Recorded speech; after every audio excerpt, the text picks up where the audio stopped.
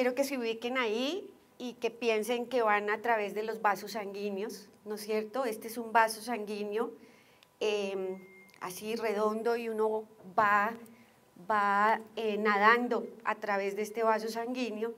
Los glóbulos rojos son estos, ¿no es cierto? Hay una cantidad de células inflamatorias y todo este entramado que ustedes ven aquí son las plaquetas que han ido depositándose en el endotelio, que es el recubrimiento de ese tubo que se llama vaso sanguíneo. Es un poco porque todo lo que voy a explicar va a tener que ver con esto, que es lo que clínicamente nosotros vamos a encontrar en los niños o en los pacientes, porque esto es igual en los adultos, en los pacientes con CHUA. Los glóbulos rojos son como unas donas, son así, con esta forma, y en la medida en que ellos quedan atrapados en este entramado de las plaquetas, pues se van a destruir, y por eso la manifestación de la enfermedad es la anemia microangiopática. O sea, se empiezan a destruir, inmediatamente empieza a haber anemia porque se quedan atrapados aquí, y el grave problema es todo este acúmulo de plaquetas que no tienen cómo destruirse ellas, desbaratarse, y van a ocluir todos los vasos sanguíneos.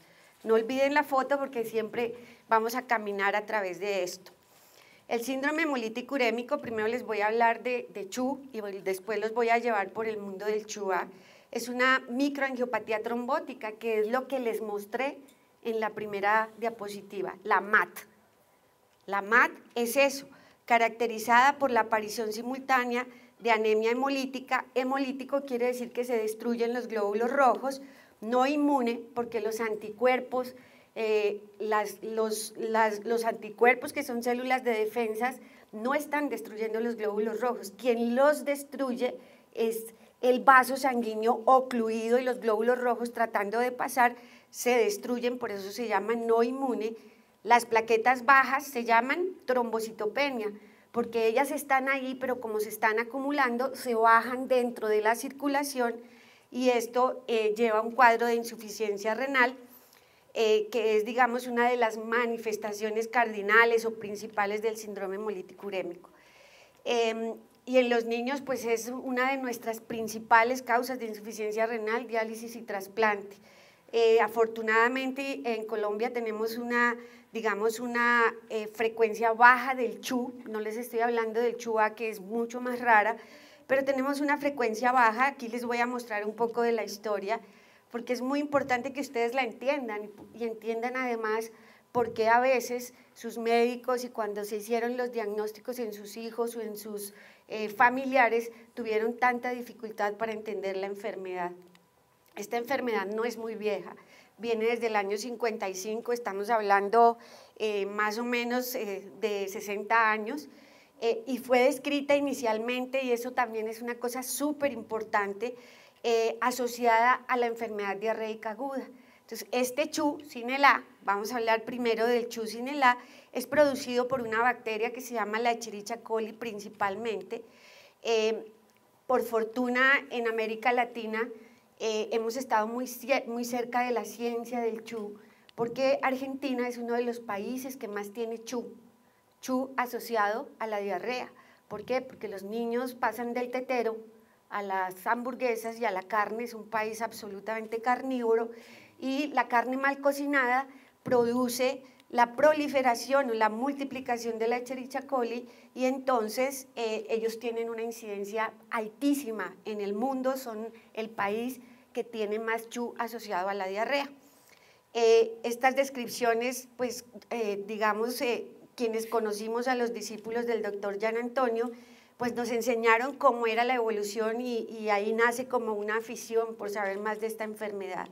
En la década de los 70, entonces empieza a buscar qué es lo que pasa, y Argentina se convierte en el mundo en el objetivo de la investigación norteamericana y europea, y se sabe que esta bacteria produce una sustancia que se llama la verotoxina, y la verotoxina va a producir una respuesta dentro del tubo que les mostré al comienzo, que es el vaso sanguíneo, de inflamación, de de precipitación de las plaquetas y de destrucción de los glóbulos rojos.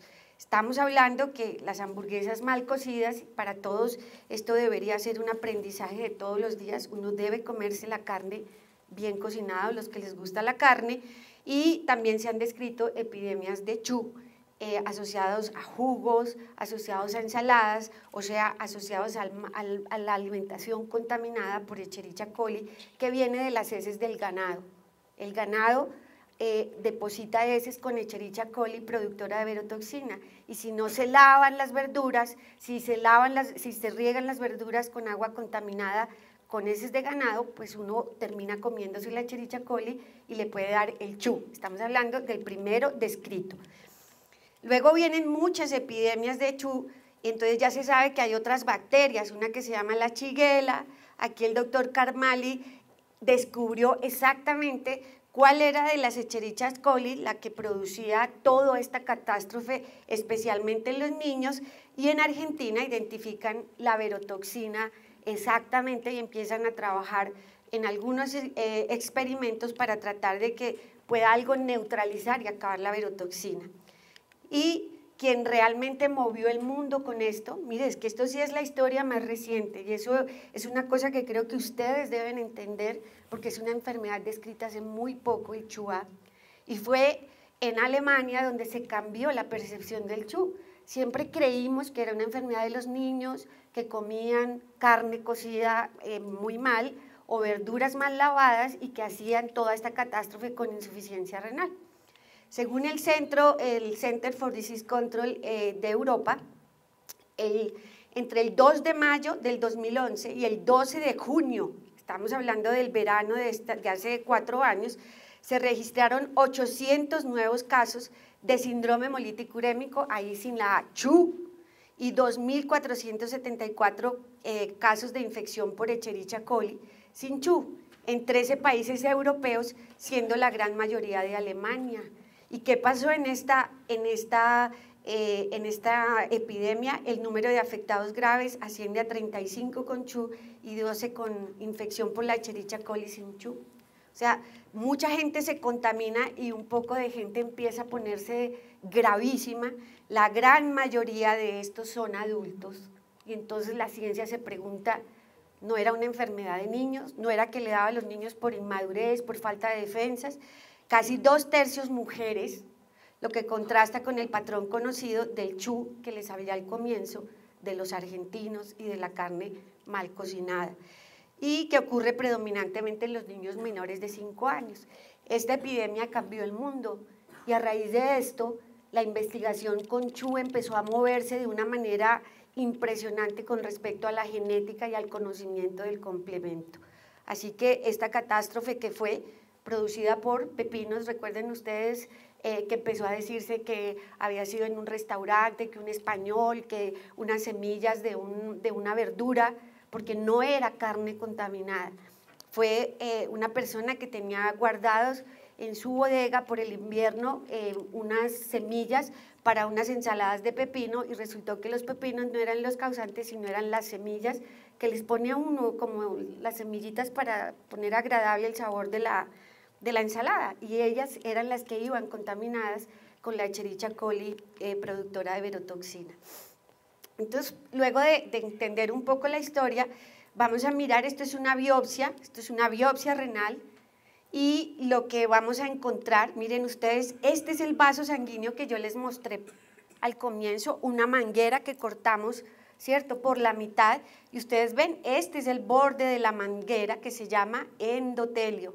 Son las células que recubren los vasos sanguíneos y miren lo que le pasó a este riñón. Está tapado.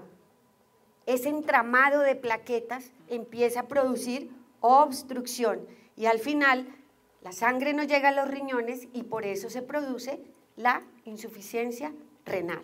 Eso es muy importante. Entonces la lesión que se va a ver a nivel del microscopio es que los vasos se engrosan, se inflaman y terminan tapándose. Por eso se llama microangiopatía trombótica y lo que produce es obstrucción, ¿de acuerdo? Entonces, mi invitación sigue, este es el endotelio y estamos aquí nadando por el vaso sanguíneo, ¿no es cierto? Estas son células del endotelio completamente normales, miren, son normales, y aquí hubo un factor desencadenante. Ese factor desencadenante bien pudo ser la enfermedad diarreica aguda o cualquier infección, el uso de algunos medicamentos y algunas enfermedades van a inducir esta lesión, este factor desencadenante. Ahora les muestro una lista. Inmediatamente el endotelio empieza a inflamarse, miren ustedes, el complemento, que ahorita les voy a mostrar un poco del complemento, se activa, se vuelve loco, se enloquece totalmente y no tiene quien lo controle.